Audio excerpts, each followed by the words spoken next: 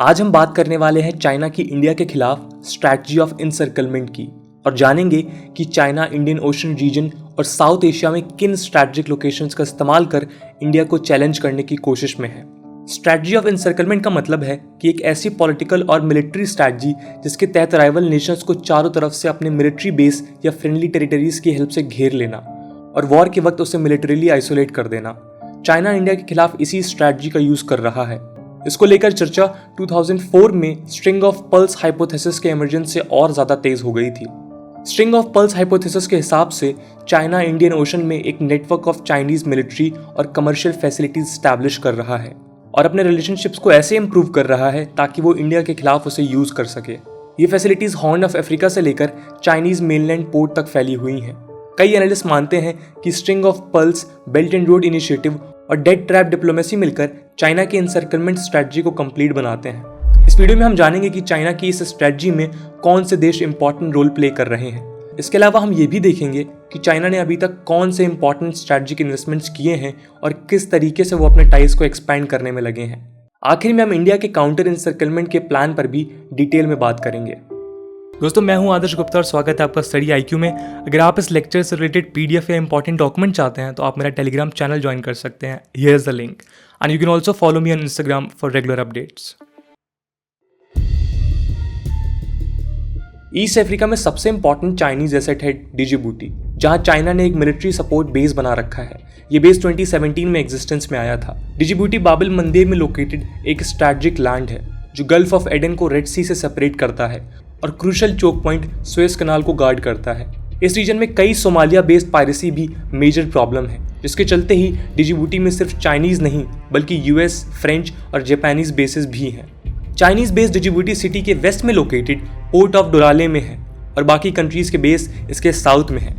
इसके अलावा east Africa में कोई ऑफिशियल चाइनीज मिलिट्री बेस तो नहीं है, लेकिन एनालिस्ट का सस्पिशन है कि ईस्ट अफ्रीकन नेशंस की इकोनॉमिक मजबूरी का फायदा उठाकर चाइना वहां मैसिव इंफ्रास्ट्रक्चरल इन्वेस्टमेंट्स कर डेड ट्रैप डिप्लोमेसी यूज कर रहा है। Centre for strategic and international studies CSIS की एक रिपोर्ट के हिसाब से अफ्रीका में लगभग 46 सी पोर्ट्स में किसी न किसी तरह से चाइना इन्वॉल्व है। ऐसे आसार हैं कि इन पोर्ट्स में इन्वेस्टमेंट्स को फ्यूचर में बीजिंग अपने मिलिट्री और पॉलिटिकल रीच को इन्हांस करने में यूज कर सकता है। यहाँ कम से कम 6 पोर्ट्स में चाइनीज नेवल एक्टिविटी देखी गई है और इनमें कुछ तो डुअल यूज फैसिलिटीज भी हैं। सबसे इंपॉर्टेंट पोर्ट है रेड सी में सुडान का पोर्ट सुडान और एरिट्रिया का पोर्ट मसावा, जिन्हें चाइना बिल्ड कर रहा है। पोर्ट सुडान का ऑपरेशन भी चाइनीज कंट्रोल में है। इसके अलावा केन्या के लामू और मोम्बासा पोर्ट और तंजानिया का दर एस सलाम, मरुहूबी और मतवारा पोर्ट्स इस लिस्ट में इंक्लूडेड हैं, जहां चाइनीज प्रेजेंस बढ़ती ही जा रही है। पर्शियन गल्फ में लोकेटेड स्ट्रेट ऑफ होमरूज इंडियन ओशन ट्रेड का नेक्स्ट इंपॉर्टेंट चोक पॉइंट है। इस एरिया में स्ट्रैटेजिकली लोकेटेड ओमान में भी चाइना कई सालों से एक मेजर इन्वेस्टर रहा है। इसमें सबसे इंपॉर्टेंट एग्जांपल है डुकम पोर्ट, जो पहले एक फिशिंग विलेज था। चाइना इसे एक इंडस्ट्रियल सिटी बनाने में भी ओमान की हेल्प कर रहा है और रिटर्स के हिसाब से चाइनीज फर्म्स आने वाले समय में यहाँ $10 बिलियन से ज़्यादा का इन्वेस्टमेंट करने के प्लान में है। इसके अलावा यमन के साथ भी चाइना ने 2012 एंड 13 में इंपॉर्टेंस डील साइन की है, जिसमें China national cooperation for overseas economic cooperation CCOEC 3 natural gas fired power plants और एडन और मोखा में $508 मिलियन के 2 कंटेनर पोर्ट्स बनाने वाला था। इस रीजन में एक मेजर पावर ईरान भी है, जिसके ऊपर न्यूक्लियर पावर को लेकर यूएसए ने 2018 में सैंक्शंस लगा दिए थे। ईरान इसलिए अब नए पार्टनर्स की तलाश में है और यही रीजन है कि रिसेंटली चाइना ईरान ने एक एग्रीमेंट साइन किया है, जिसके तहत यहाँ अगले 25 सालों में $400 बिलियन के इन्वेस्टमेंट का प्लान है। ऐसा माना जा रहा है कि ये डील चाइना को पूरे मिडिल ईस्ट में एक पॉजिटिव पुश देगी, जहाँ ट्रेडिशनली यूएसए मेन इन्फ्लुएंस रहा है।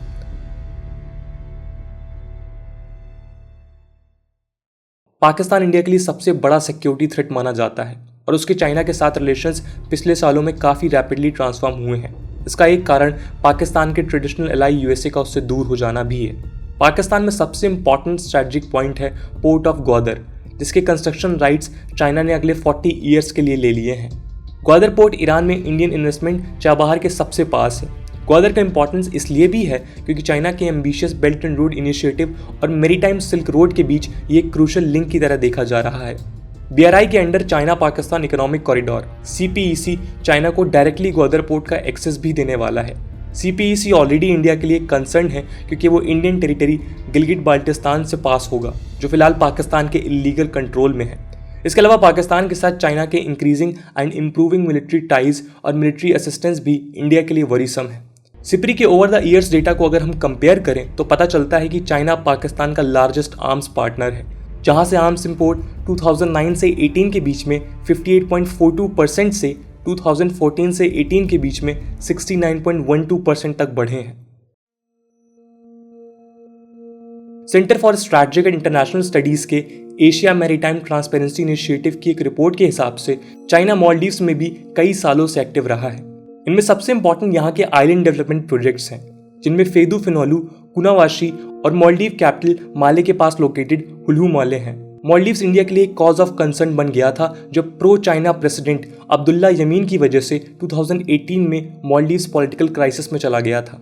लेकिन 2019 में इब्राहिम मोहम्मद सोलीह की पावर में आने की वजह से फिलहाल इंडिया काफी रिलीव्ड है।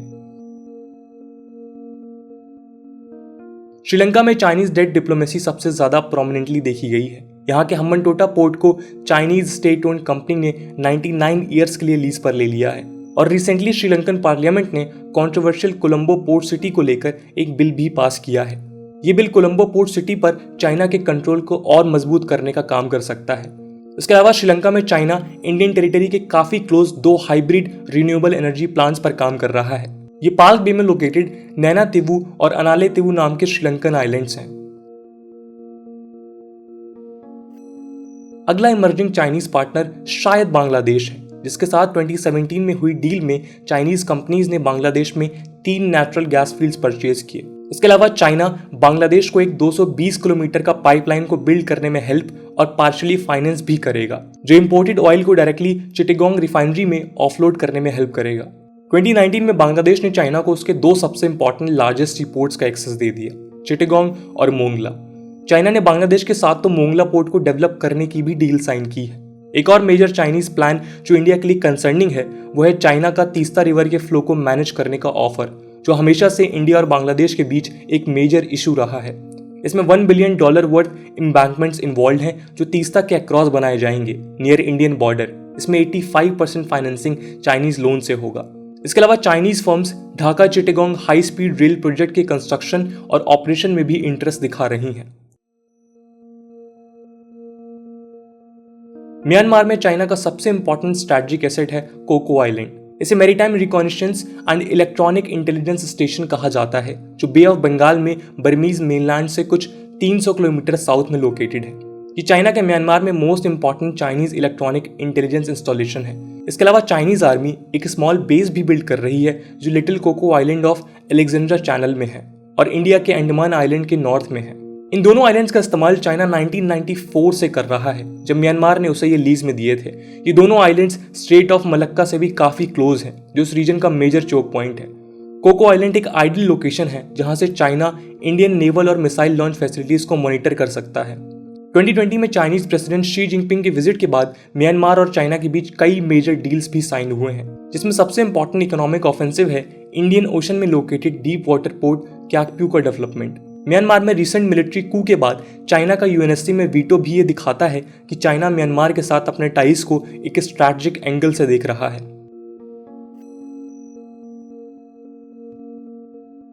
इन सभी एरियाज के बाद चाइना का सबसे इंपॉर्टेंट एंगेजमेंट है नेपाल, जहां पे allegedly pro China PM KP Oli ने अपने इंडिया पर डिपेंडेंस को कम करने के लिए चाइनीज इन्वेस्टमेंट को बढ़ा दिया है। इसमें सबसे इंपॉर्टेंट प्रोजेक्ट है स्ट्रैटेजिक रेलवे लाइन, जो तिब्बत में लहासा टू काठमांडू और लुम्बिनी तक ले जाएगा। लुम्बिनी इंडिया नेपाल बॉर्डर के काफी क्लोज है। इसके अलावा China Nepal friendship industrial park पर भी कंस्ट्रक्शन स्टार्ट हुआ है, जो नेपाल के ईस्टर्न झापा डिस्ट्रिक्ट में है।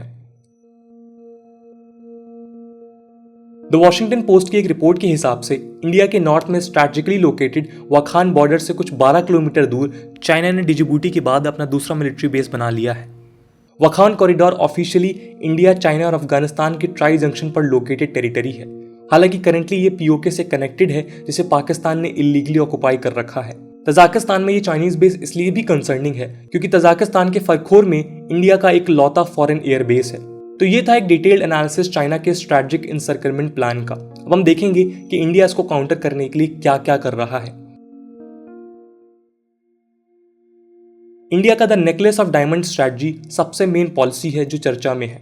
इसके सक्सेस के लिए इंडियन ओशन के कुछ पोर्ट्स काफी इंपॉर्टेंट हैं। इसमें सबसे पहला है चंगी नेवल बेस ऑफ सिंगापुर, जिसका इंडियन नेवी को रिफ्यूलिंग के लिए डायरेक्ट एक्सेस 2018 के एग्रीमेंट के बाद मिला। 2018 में ही इंडोनेशिया ने अपने मलक्का स्ट्रेट में लोकेटेड सबांग पोर्ट का मिलिट्री एक्सेस भी इंडिया को दिया।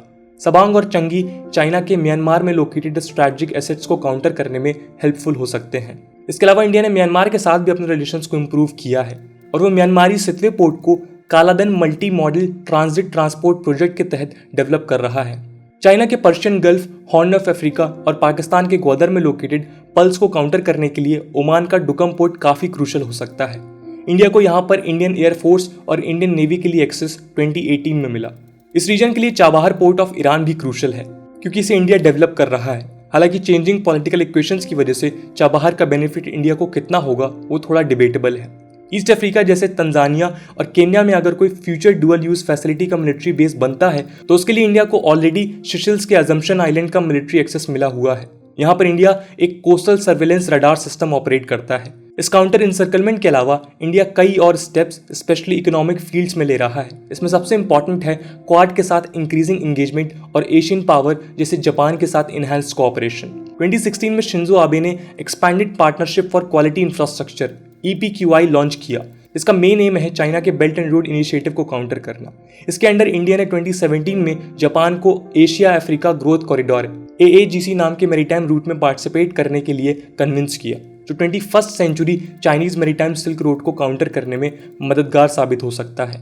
AAGC के under Jamnagar port of Gujarat, Madurai in Tamil Nadu और Kolkata port in west Bengal को डिजिबूटी, मोम्बासा और जंजीबार के साथ कनेक्ट करने का प्लान है। EPQI जल्दी ही एक मैसिव प्रोजेक्ट बन सकता है जब जापान, ऑस्ट्रेलिया और USA led blue dot network BDN existence में आएगा। इस पूरे इमर्जिंग कॉन्फ्लिक्ट में कौन डोमिनेंट पावर की तरह इमर्ज होगा ये तो समय ही बताएगा। लेकिन इंडिया के इंसर्कलमेंट के खिलाफ चाइनीज एम्बिशंस को काउंटर करने के लिए जरूरी है कि इंडिया अपनी काउंटर इंसर्कलमेंट पॉलिसी को रैपिडली एक्सपैंड करे। दोस्तों, आज की वीडियो के लिए इतना ही। आई होप आपको ये वीडियो पसंद आई होगी और अगर पसंद आई है तो अपने दोस्तों के साथ शेयर करना ना भूलें। मिलते हैं अगले वीडियो में, तब तक के लिए जय हिंद, जय भारत।